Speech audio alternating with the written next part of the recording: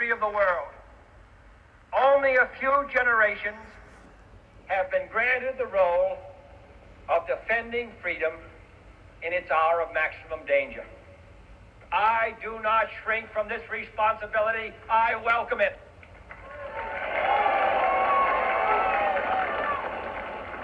I do not believe that any of us would exchange places with any other people or any other generation.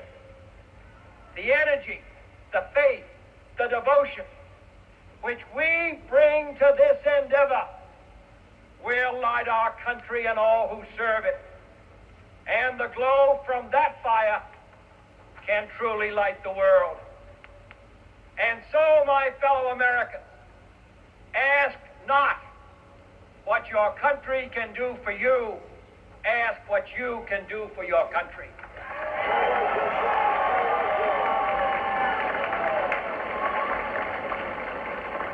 My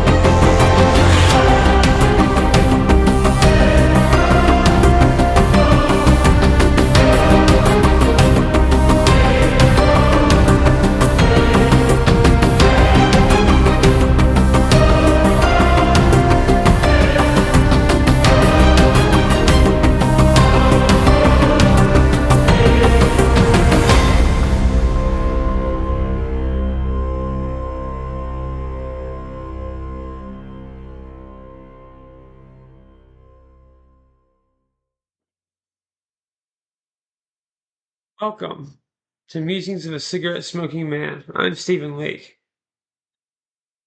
Musings on the 1990s, a decade of reflection. Introduction, setting the stage for a 1990s retrospective. The 90s, a decade where the static of dial-up modem met the first whispers of the digital age, where grunge guitars echoed from Seattle basements to MTV's relentless rotation, where political dramas unfolded like never-ending episodes of a primetime thriller. It was the decade of my childhood, a time that shaped not only my memories, but the very lens through which I view the world today. This episode of Musings of a Cigarette-Smoking Man invites you to wander with me through that vivid, often contradictory landscape, a place where innocence collided with scrutiny and pop culture mingled nervously with political scandal. Inspired in part by the eerie ambiance and questioning spirit of The X-Files, a show that became an early refuge for the curious and skeptical. This documentary journey seeks to explore the 1990s not simply as a series of events, but as a tapestry woven from the threads of personal recollection and historical resonance. The X-Files, with its smoky intrigue and conspiratorial undercurrents, serves as both a cultural touchstone and a metaphorical guide, reframing our exploration of a decade that questioned authority and revealed uncomfortable truths. Through the chapters that follow, we'll navigate the turbulent waters of 1990s politics, the Clinton and Lewinsky scandal that rocked the nation's confidence, the tragedies and tensions of Ruby Ridge and Waco that exposed fissures between federal authority and public trust. Alongside these headlines, we'll immerse ourselves in the soundtracks that defined an era, the raw angst of Kurt Cobain's Nirvana, reshaping rock music, the rise of alternative sounds that gave voice to a generation's disillusionment, and the ubiquitous presence of MTV that transformed music into spectacle and rebellion. But this episode is more than a retrospective. It's a reflection, a slow exhale into the smoky rooms of memory and culture, blending the political with the personal, the global with the intimate. As you listen, let the melodies and stories wash over you, reconnecting you to a world at once simpler and infinitely more complex. A world where every headline and hit song was part of a larger narrative still unfolding. Political intrigue and scandal, Bill Clinton and Monica Lewinsky. Few political dramas of the 1990s captured the public's attention and dominated media coverage, quite like the saga of Bill Clinton and Monica Lewinsky. It was a scandal that unraveled on live television and in tabloid headlines, reaching into the living rooms and lunchrooms of America with a relentless intensity. Beyond the salacious details and courtroom testimony, the Clinton-Lewinsky affair exposed something deeply emblematic of the decade itself, the ruthless intersection of politics, media spectacle, and the cultural divide. The road to scandal. Bill Clinton, the 42nd President of the United States, entered office in 1993, riding a wave of youthful charisma and centrist third-way politics. Representing a post-Cold War optimism, Clinton's presidency initially focused on economic recovery, welfare reform, and international engagement, but beneath the policy debates, the Clinton White House was soon ensnared in controversies that would shake public trust. The Monica Lewinsky scandal, emerging in late 1998, revealed a secret relationship between Clinton and a young White House intern, forever altering the political landscape. It began as a whisper, allegations of an improper relationship, initially dismissed or downplayed by the administration, but as investigative journalism, fueled by independent counsel Kenneth Starr, dug deeper, the story escalated into a media maelstrom. Throughout the summer of 1998, the Oval Office itself seemed permeable. Phone calls, emails, and testimonies became fodder not just for legal proceedings, but for a voracious public hunger for scandal. The media circus and public reaction. Unlike previous political scandals, the Clinton-Lewinsky affair exploded in the age of 24-hour cable news and an increasingly sensationalist press. CNN, Fox News, and the burgeoning internet news sites competed to break every detail. The infamous blue dress, courtroom revelations, and leaked grand jury testimonies, turning the presidency into a reality show of power, betrayal, and moral questioning.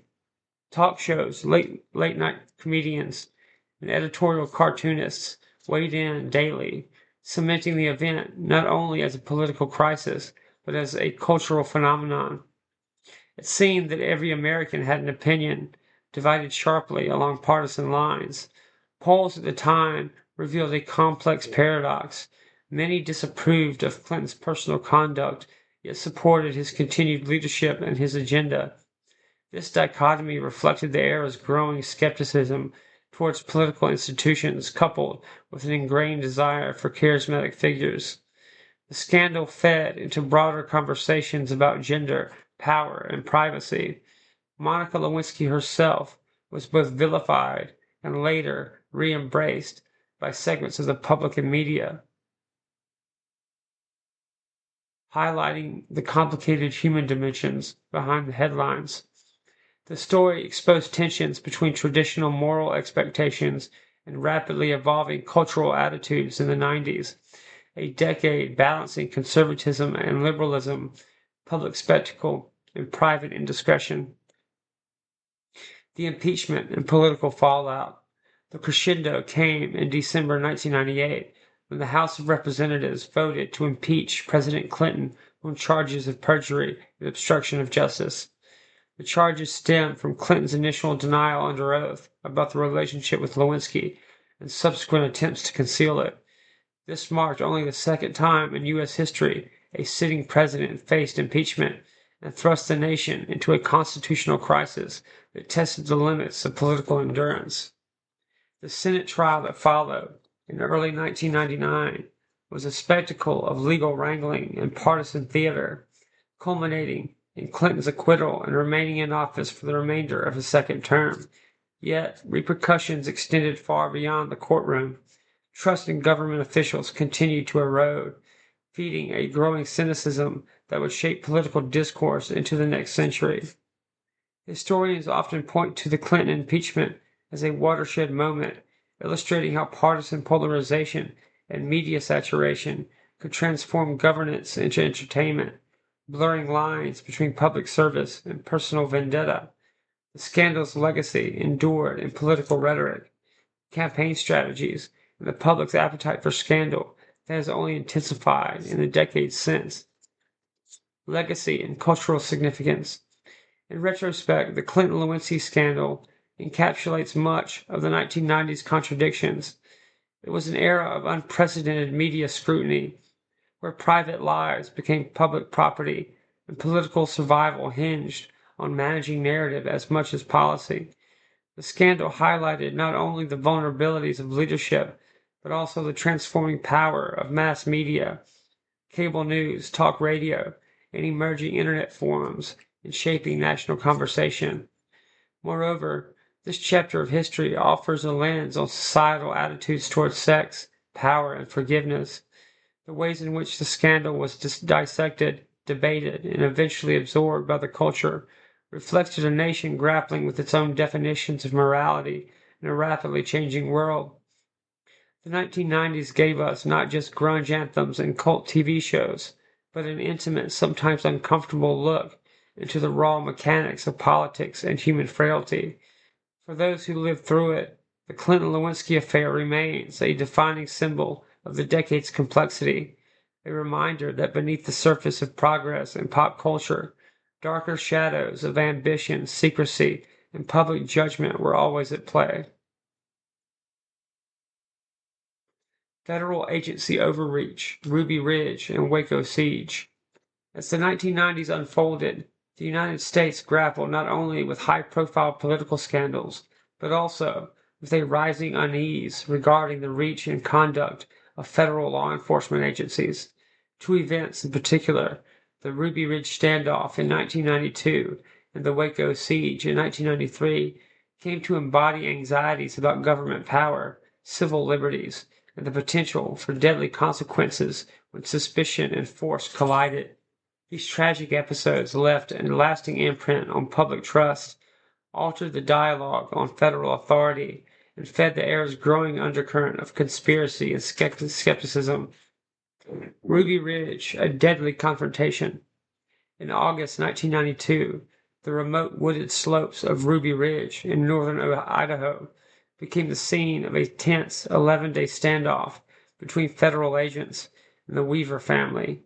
Randy Weaver, a former Green Beret turned survivalist, had inadvertently become a symbol of resistance after being charged with failing to appear in court on firearms violations, which in my opinion are unconstitutional as fuck. What started as an attempt to arrest Weaver escalated quickly into a violent confrontation involving the FBI's hostage rescue team, U.S. Marshals, and local law enforcement. The encounter tragically resulted in the deaths of Weaver's wife, Vicky, his 14-year-old son, Sammy, and U.S. Marshal William Deegan. The fatal shootout and the controversial rules of engagement employed by the FBI, which were later deemed excessively aggressive, sparked nationwide outrage and debate. Critics argued that the government had overstepped its bounds, turning a routine legal matter into a militarized siege with catastrophic results.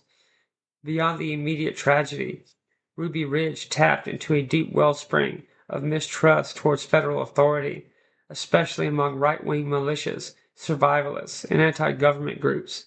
The incident became a rallying point for those who perceived the government as an intrusive, oppressive, and willing to use lethal force against citizens deemed enemies for their political beliefs or way of life. It challenged the nation to consider where the line between law enforcement and intimidation should be drawn, raising profound questions about civil liberties and due process. The Waco siege, escalation of fear and tragedy. Barely a year later, in February 1993, the tragic events at Waco, Texas, would compound these concerns. The Bureau of Alcohol, Tobacco, and Firearms, ATF, launched a raid on the compound of the Branch Davidians, a religious sect led by David Koresh, suspecting illegal weapons stockpiling, which again, the Second Amendment is very cut and dry about this. Initial attempts to serve search and arrest warrants erupted into a deadly firefight, resulting in casualties on both sides. The initial raid gave way to a protracted 51-day siege, overseen by the FBI's Crisis Negotiation Unit. Negotiations contended with complex interpersonal dynamics and the intense beliefs of Koresh and his followers. However, the standoff ended in disaster on April 19, 1993, when a fire engulfed the compound during a final assault, killing 76 Branch Davidians, including many children. Waco became a focal point of criticism over tactics used by federal agencies, including accusations of recklessness, poor judgment, and a failure to prioritize peaceful resolution. The extensive media coverage magnified the crisis, framing it as a catastrophic example of government overreach. The public was faced with disturbing images and narratives, suggesting a federal law enforcement pursuing a violent, heavy-handed approach to disproportionate to the threat posed. The impact on public trust and civil liberties. Both Ruby Ridge and Waco deeply rattled public confidence in government institutions.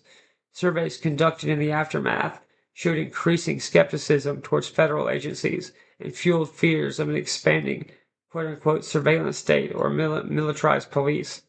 These perceptions were particularly potent in rural conservative areas among groups already predisposed towards distrust of Washington. Crucially, these incidents stirred vigorous debates about the boundaries of civil liberties in a democracy. Questions emerged about the appropriate use of force, the rights of citizens under suspicion, and the mechanisms for holding powerful agencies accountable. Congressional investigations followed, highlighting flaws in communication, intelligence, and operational planning. Reforms were proposed to tighten oversight and improve negotiation tactics, but the scars left on national psyche were indelible. Political narratives and cultural resonance. Ruby Ridge and Waco transcended their immediate contexts to influence broader political narratives, particularly among emerging militia movements and libertarian-leaning activists. These groups cited the events as proof of federal tyranny and used them as justification for greater vigilance against perceived government intrusion.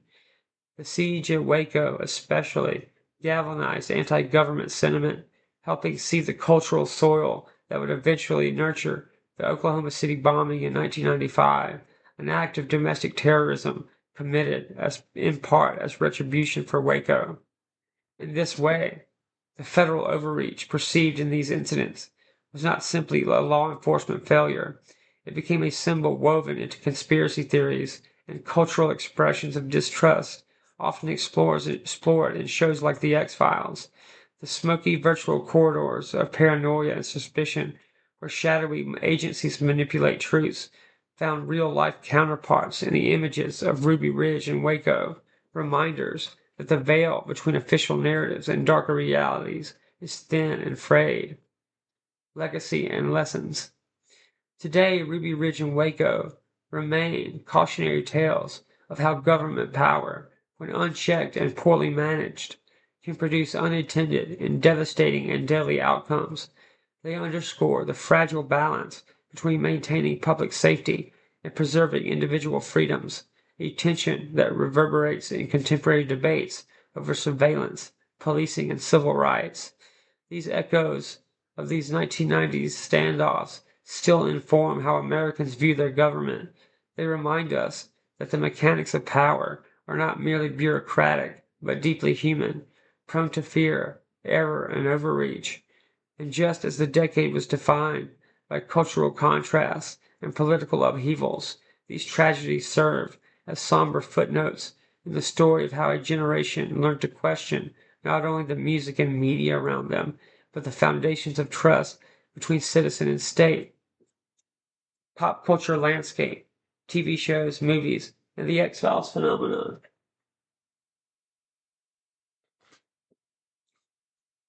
Leaving the smoky rooms of political scandal and the somber fields of government confrontations like Ruby Ridge and Waco, we turn now to the flickering screens and booming speakers that occupied the imaginations of the 1990s. For many of us growing up in that decade, television and movies weren't just entertainment, they were maps to understanding a world that felt increasingly complex, often confusing, and sometimes, frankly, terrifying. The pop culture landscape of the 90s was as diverse and contradictory as the decade itself, offering both comforting familiarity and unsettling questions, often side by side. The era saw the network dominance of television slowly begin to yield to the rise of cable, opening doors for different kinds of storytelling. While major studios still churned out blockbuster films, the small screen became a crucial battleground for cultural narratives, reflecting and shaping societal moods from groundbreaking dramas that push the envelope to quirky cult hits and the enduring appeal of well-written sitcoms. 1990s television captured the zeitgeist in ways that still resonate today. The X-Files, Trust No One. And then there was the X-Files. The X-Files. For a curious, slightly paranoid kid navigating the uncertainties of the 90s, this show was more than a weekly appointment. It was a revelation. Premiering in 1993, right in the shadow of Waco and amidst the swirling rumors around Washington, The X-Files didn't just entertain, it validated a certain kind of skepticism. Its tagline, "The truth is out there," and the ever-present admonition to trust no one, spoke directly to a generation witnessing political opacity and the heavy hand of authority. The show followed FBI Special Agents Fox Mulder and Dana Scully as they investigated unexplained cases, often involving paranormal phenomena, alien conspiracies, and shadowy government cover-ups. Mulder, the true believer, driven by personal tragedy and deep distrust of official narratives, and Scully, the skeptical scientist, grounding their investigations in logic and empirical evidence, formed a dynamic duo that perfectly encapsulated the era's conflicting impulses, the yearning for belief in something bigger than ourselves versus the rational need for proof. What made the X-Files a phenomenon, beyond its genuinely creepy atmosphere and compelling mythology, was its willingness to tap into the collective anxieties of the time. It aired during a period when the internet was becoming a force, allowing conspiracy theories to spread faster than ever before. It spoke to fears about government surveillance, unethical scientific experiments, and the idea that powerful forces were manipulating events behind the scenes. Sound familiar? These themes weren't just fiction, and they felt like extensions of the questions being asked about Ruby Ridge, Waco, and the increasing invasiveness of media into public and private life. For me, and I suspect for many others, The X-Files wasn't just a comfort show because it was familiar. It was comfort because it acknowledged the strangeness of the world. It gave form to the formless unease. It dared to suggest that the official story wasn't always the real story. That resonance is precisely why this podcast, Musings of a Cigarette-Smoking Man, takes its name from one of the show's most enduring enigmatic figures, a symbol of the unseen hand pulling the strings. The show wasn't just a reflection of the 90s in many ways. It helped define its particular brand of sophisticated paranoia. The rise of sci-fi and cult television. The X-Files wasn't alone in pushing boundaries or building dedicated fan bases. The 1990s were a fertile ground for science fiction and cult television that explored complex narratives and philosophical ideas. Shows like Star Trek The Next Generation, carrying on the legacy, Babylon 5, and later Buffy the Vampire Slayer, offered intricate world-building ensemble casts and long-form storytelling arcs that rewarded dedicated viewers. Babylon 5 in particular was revolutionary for its pre-planned 5-season arc, treating television not as just an episodic filler, but as a novel spread across years. These shows often use their futuristic or fantastical settings to comment on contemporary issues, politics, religion, prejudice, the nature of humanity, in ways that might have been too controversial in a more conventional drama.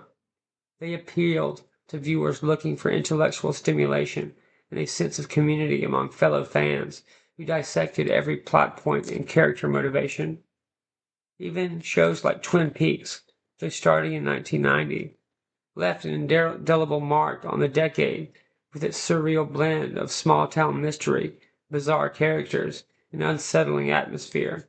It proved that television could be art, challenging traditional narrative structures and audience expectations. This era embraced the weird, the unconventional, and the niche, laying groundwork for the fragmented media landscape we see today. Storytelling styles and societal reflection. The storytelling throughout the 90s television often reflected the changing times. Dramas like ER brought a new level of realism and rapid-fire dialogue to medical shows.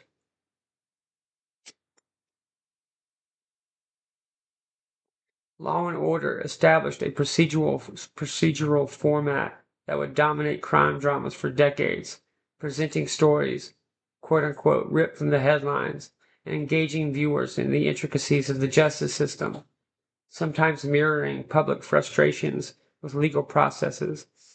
The decade's best shows weren't afraid to tackle complex social issues, often subtly woven into character development or plot lines.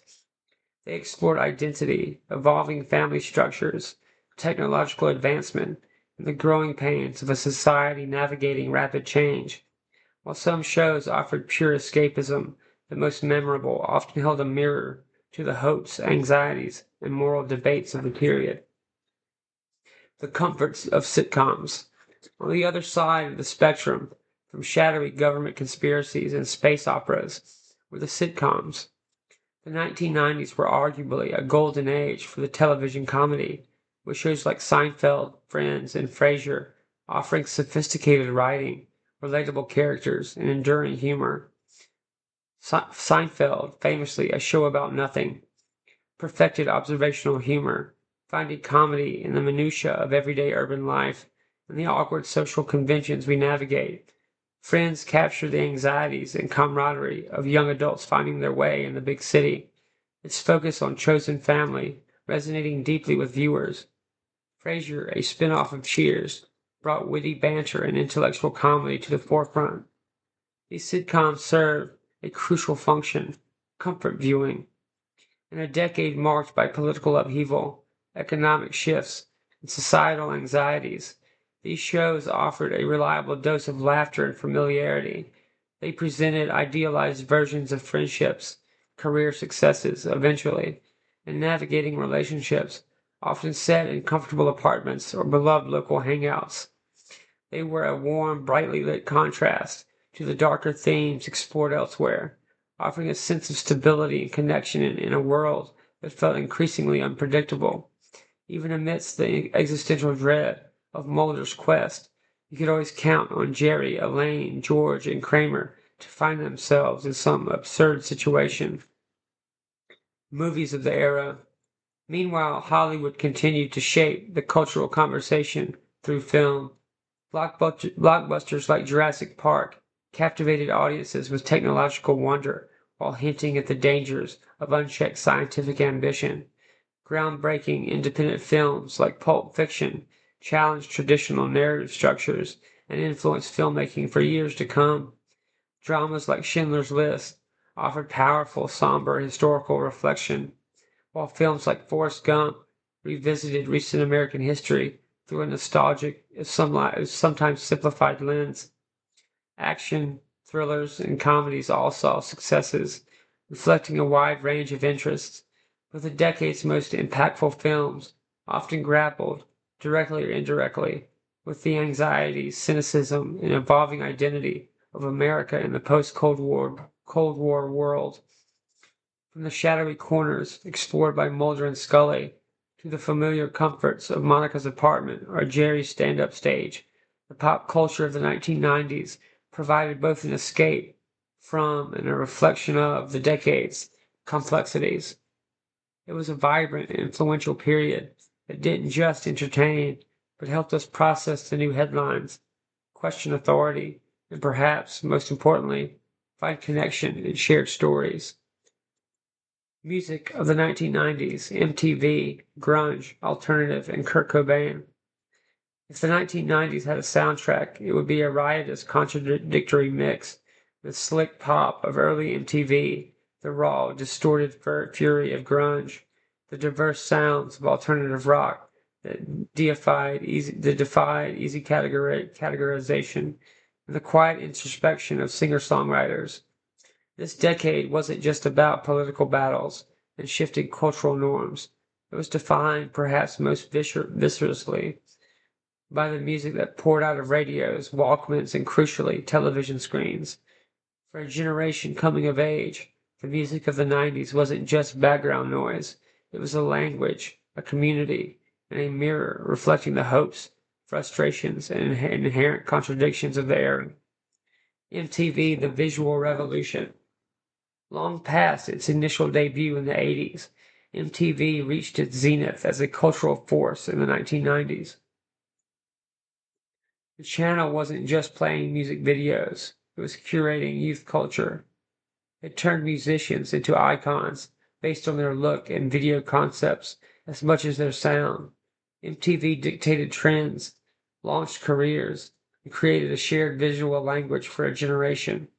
It was a central hub where disparate musical styles could collide, where hip-hop shared airtime with pop, and eventually, where the raw energy of grunge would be beamed directly into suburban living rooms across the country.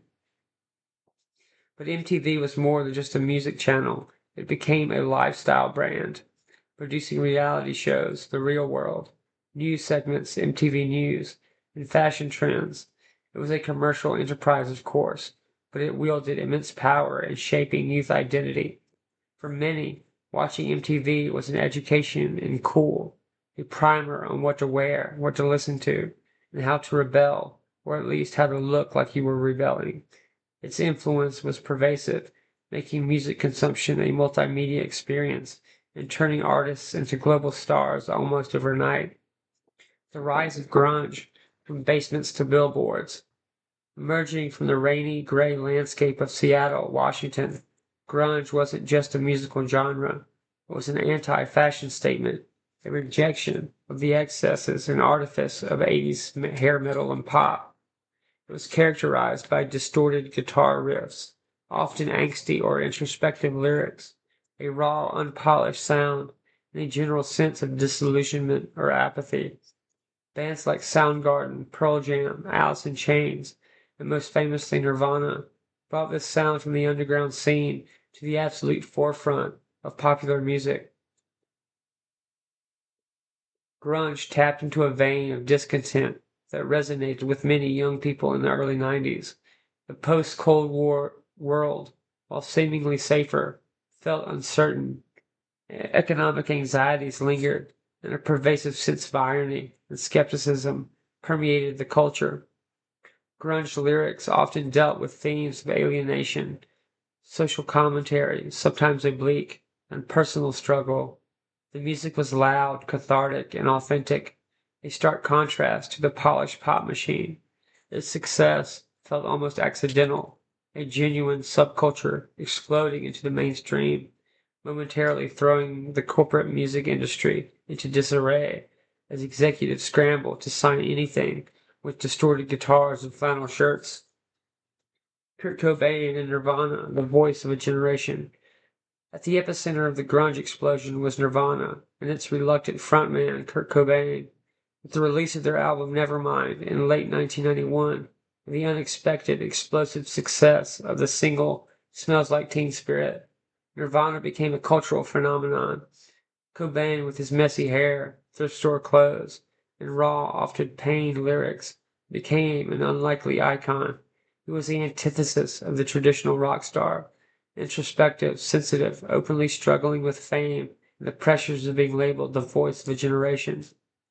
Nirvana's music was a potent blend of punk energy, pop melody, and raw emotional vulnerability. It Smells Like Teen Spirit, with its quiet, loud, dynamic, and enigmatic lyrics, became an anthem for a generation feeling disconnected and apathetic, yet yearning for something real. Cobain himself embodied this conflict. He railed against commercialism and the very fame he had achieved, creating a narrative of authentic artistic struggle that captivated millions. Cobain's tragic death by suicide in 1994 sent shockwaves through the music world and beyond. It cemented his status as martyr for the grunge movement and amplified the melancholic undertones already present in much of the music.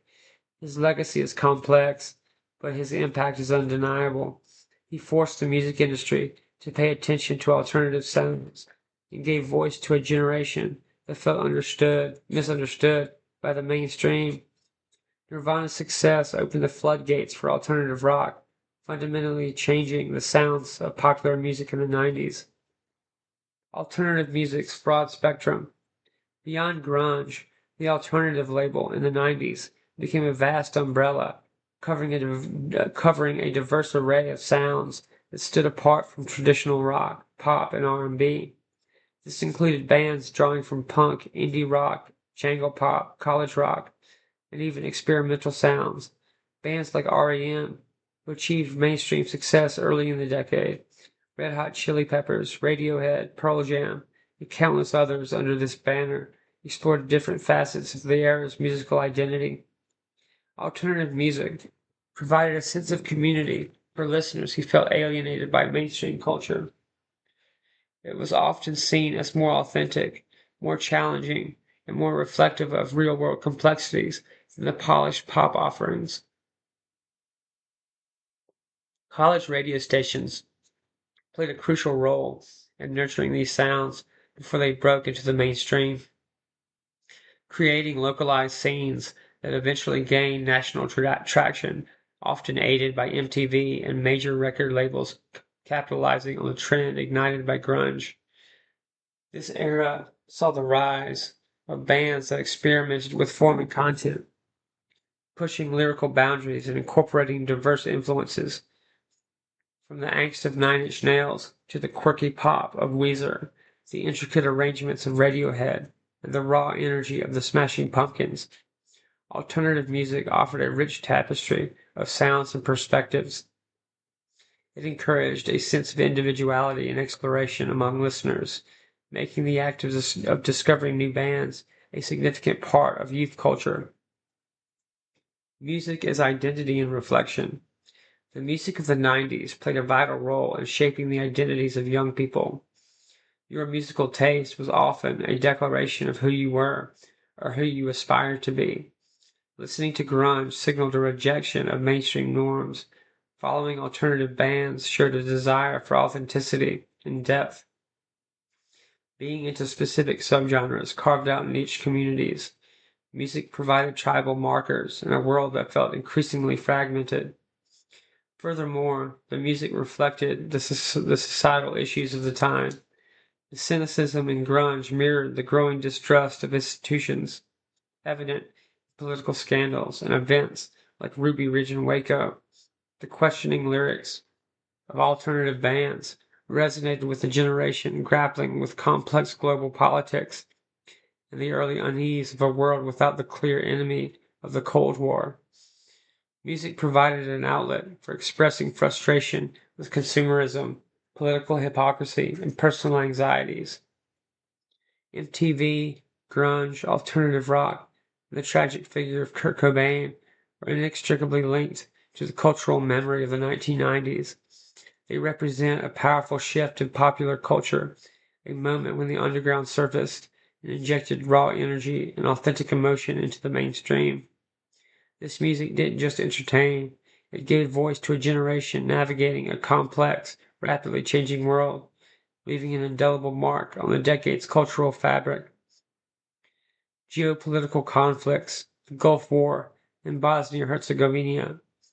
The 1990s were a decade of seismic geopolitical shifts, moments when the aftershocks of the Cold War reverberated globally, redrawing borders, alliances, and the very rules of international engagement. Two conflicts in particular came to symbolize the fragile new world order that emerged from the rubble of bipolarity: the Gulf War of 1990 to 1991 and the brutal conflict in Bosnia and Herzegovina that raged through much of the decade. Both wars, though starkly different in nature and scope, reveal the complexities and limitations of post-Cold War interventionism, the fragility of peace, and the cost paid by civilians trapped in the crossfire. The Gulf War causes and course. The Gulf War erupted swiftly on the heels of Iraq's invasion of Kuwait in August 1990. Saddam Hussein's decision to annex Kuwait was driven by a mix of economic distress, territorial ambitions, and a calculated gamble against perceived Western disinterest.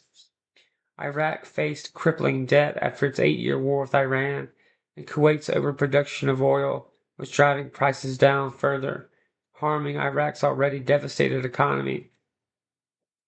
The invasion was met with near immediate international condemnation. The United States, under President George H.W. Bush, galvanized a broad United Nations coalition to respond. This effort was not simply about Kuwait's sovereignty. It was about maintaining the balance of power in the strategically vital Persian Gulf region and protecting global oil supplies. The swift assembly of a coalition that included Western and Arab nations marked a rare moment of multilateral consensus in post-Cold War diplomacy. Operation Desert Shield codified the defensive buildup in the region, but by January 1991, the coalition launched Operation Desert Storm, a massive air and ground campaign that quickly overwhelmed Iraqi forces using overwhelming technological superiority, precision strikes, and coordinated tactics. The conflict lasted just over 100 hours of ground fighting before Iraqi retreated and Kuwait was liberated. Consequences of the Gulf War. The Gulf War was widely regarded as a military and diplomatic success for the coalition, showcasing the effectiveness of modern technology and multinational cooperation, yet its aftermath was fraught with complications that sowed seeds of future conflicts. The war left Saddam Hussein's regime in power, albeit weakened but still dangerously defiant. Economic sanctions imposed on Iraq devastated the civilian population, contributing to widespread suffering throughout the 90s.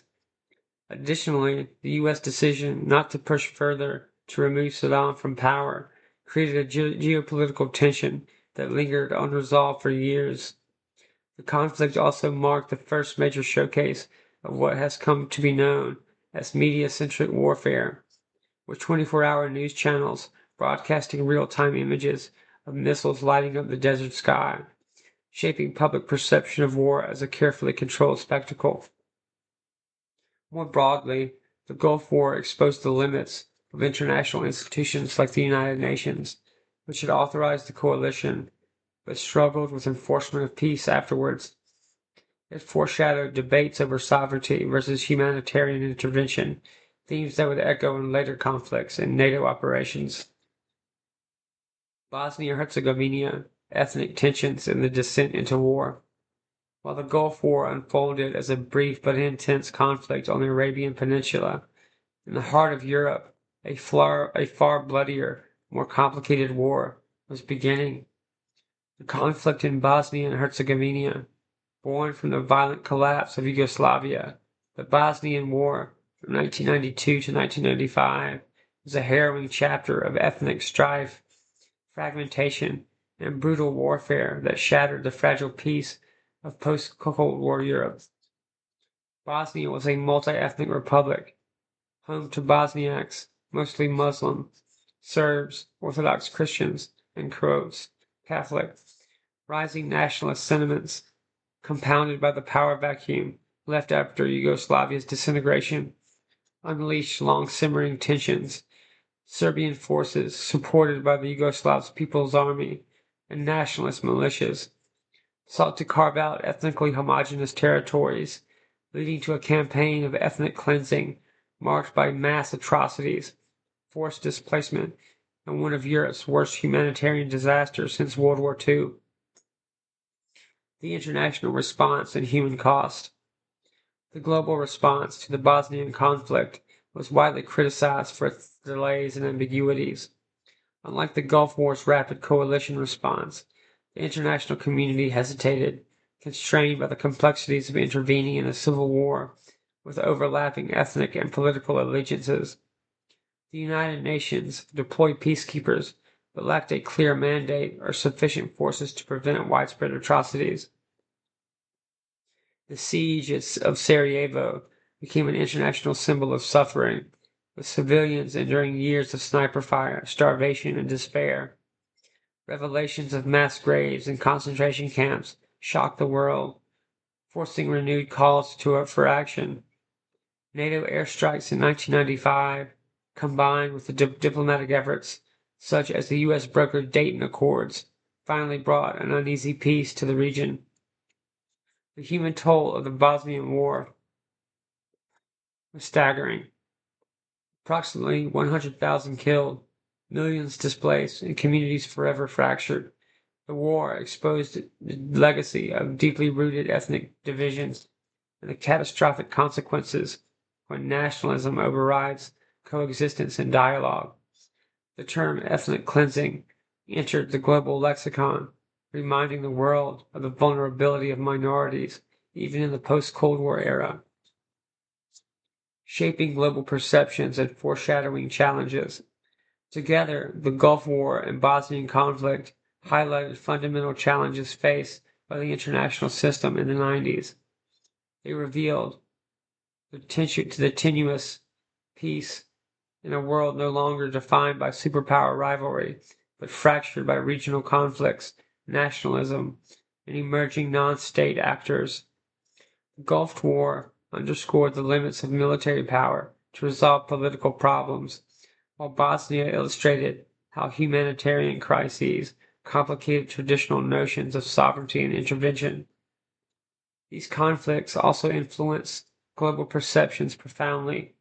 The Gulf War's vivid media-driven portrayal of modern warfare shaped public expectations about the technological nature of future conflicts, while Bosnia's humanitarian crisis exposed the often paralyzing indecision of world powers confronted with ethnic violence. Both wars forced policymakers to grapple with new questions.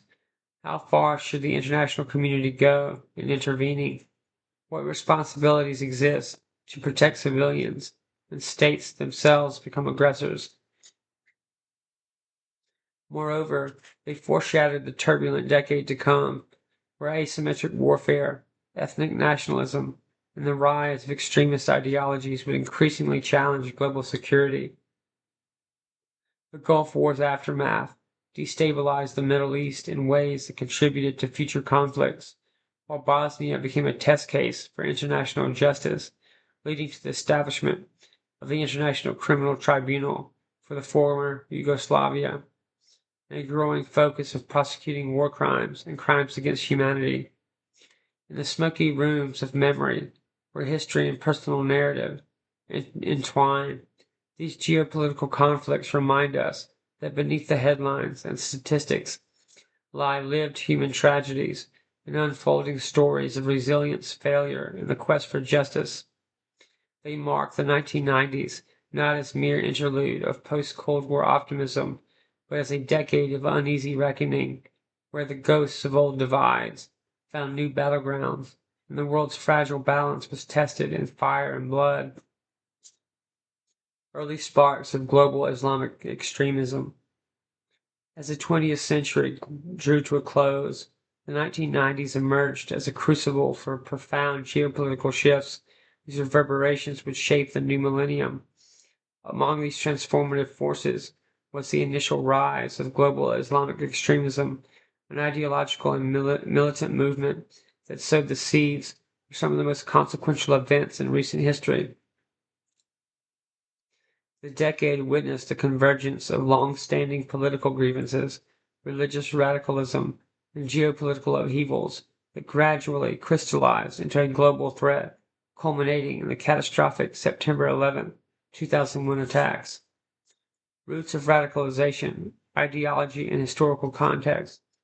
To understand the surge of Islamic extremism during the 90s, one must first trace its ideological and historical antecedents.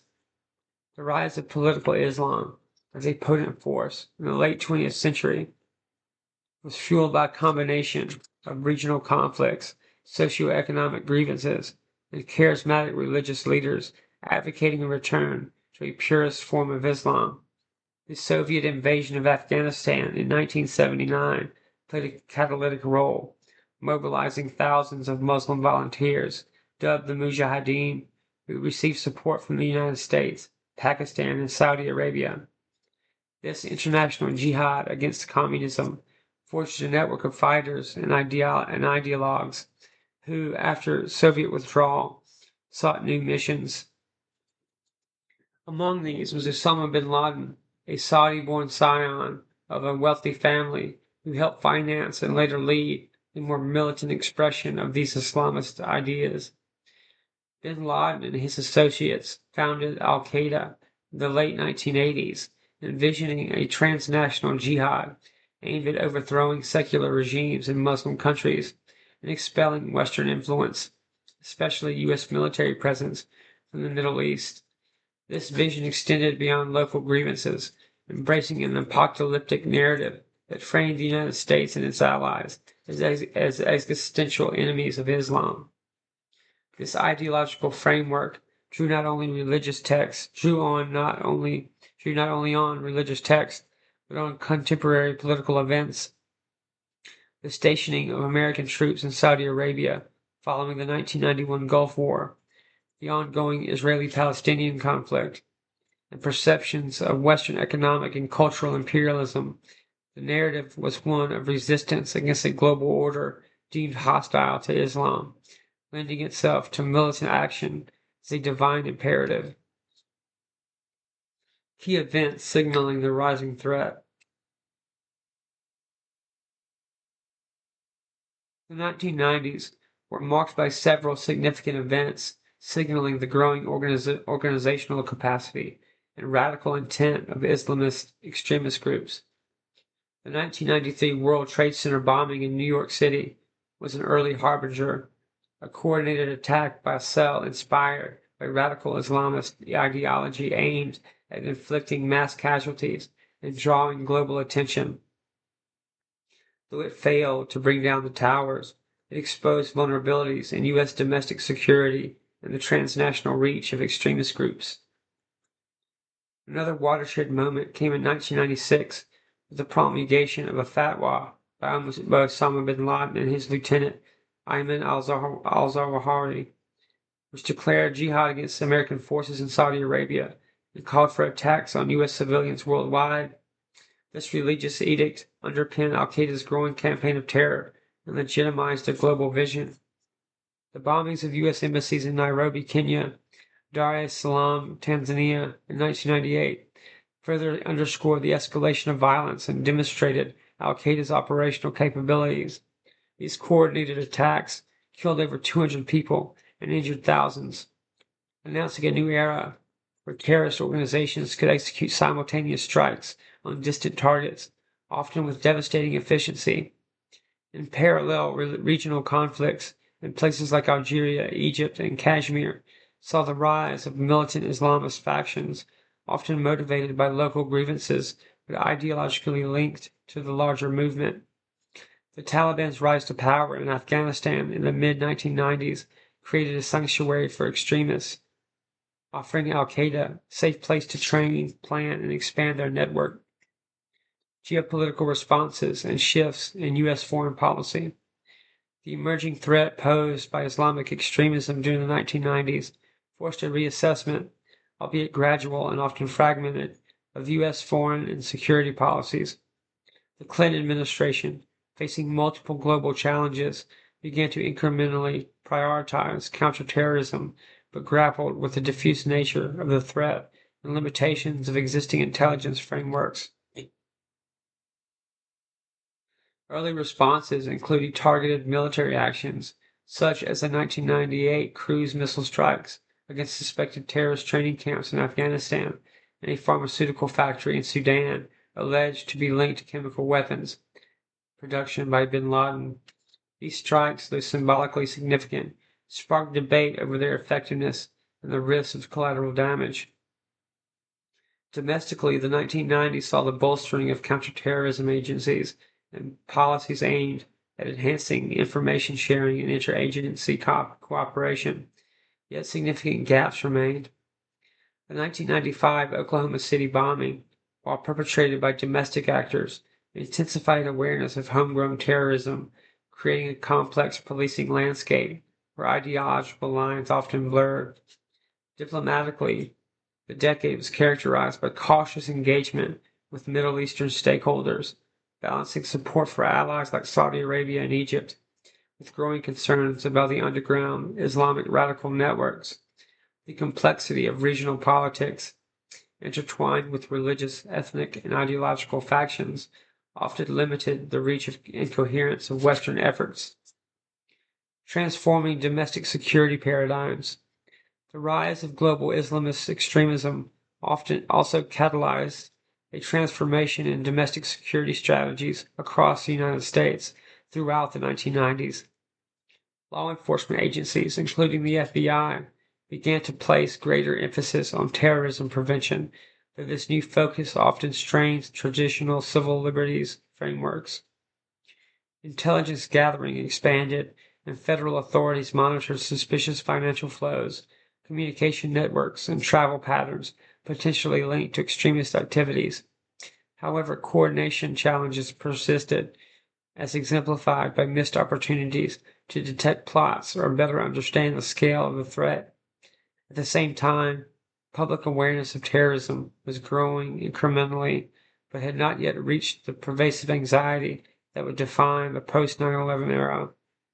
The complexity of the threat, non-state actors using asymmetrical tactics, challenged conventional notions of warfare and security, demanding new operational doctrines and technological innovations. Legacy and foreshadowing of a new era. By the close of the 90s, the early sparks of global Islamic extremism had ignited a volatile and deeply consequential trajectory in international relations and security. The decade laid bare the challenges of confronting an enemy that defied traditional borders and operated in the shadows, wielding ideology as effectively as weapons. These developments presaged the seismic changes that would soon erupt on September 11, 2001, when Al-Qaeda's coordinated attacks shattered the illusion of American invulnerability and ushered in a new era of global conflict and domestic security imperatives.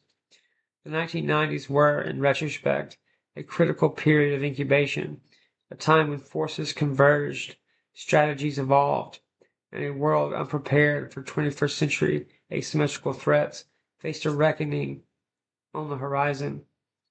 The lessons of this decade remind us that the roots of major historical shifts are often invisible until the moment they break through, reshaping everything around them. The rise of Islamic extremism in the 90s is a potent testament to the interplay of ideology, geopolitics, and consequence, a story woven into the larger tapestry of a complex decade, still being unraveled in its aftermath. When history is written, it's often with a steady stroke of a pen, a tool humble in appearance, but mighty in purpose. Enter the Skillcraft U.S. government pen, a reliable companion that has been trusted by federal agencies for decades. Crafted to meet rigorous standards, These pens endure the demands of official paperwork, note-taking in high-stakes moments, and the kind of precision that cannot be compromised. Every Skillcraft pen carries the weight of tradition, stamped with the assurance of Made in the USA, used by the military, the postal service, and countless government offices. It represents the intersection of durability and dependability, just like the era we reflect on, where every document and signature matter deeply. Whether you're signing the next great chapter of your life or simply jotting down a fleeting thought, Skillcraft pens deliver a smooth writing experience designed to perform without fail. Trust the pen that has quietly chronicled official history for over 50 years, because some classics never go out of style. In a world buzzing with fleeting thoughts and instant messages, the Moleskine Notebook offers a refuge, a timeless companion for writers, dreamers, and thinkers who savor the tactile connection between mind and paper. Born from the legacy of legends like Hemingway and Picasso, these notebooks carry an artistic heritage woven into their sturdy, smooth pages. Each moleskin is more than just a journal. It's an invitation to capture the smoky musings of your own inner narrative, whether scribbling a poem, sketching an idea, or tracing the contours of memory. The quality craftsmanship ensures your words endure beyond the moment, safe in a sleek, compact form that travels as easily through smoky, dimly lit rooms as through bustling cafes. For those who cherish reflection, the Moleskine Notebook is not just a tool, but a trusted partner, quiet witness to your musings and a vessel for inspiration amidst the noise of the world. Dive into the world of allpoetry.com, the vibrant online community where poets and poetry lovers unite from every corner of the globe. Whether you're a seasoned writer or a curious soul discovering the beauty of verse, All Poetry offers an accessible, welcoming space to share your work, receive feedback, and connect with kindred spirits. Here, the power of words breathes life into stories, emotions, and reflections, much like the thoughtful musings we explore in this podcast, with thousands of poems and forums dedicated to diverse styles and themes. AllPoetry.com sparks imagination and inspiration and nurtures creative expression around the clock.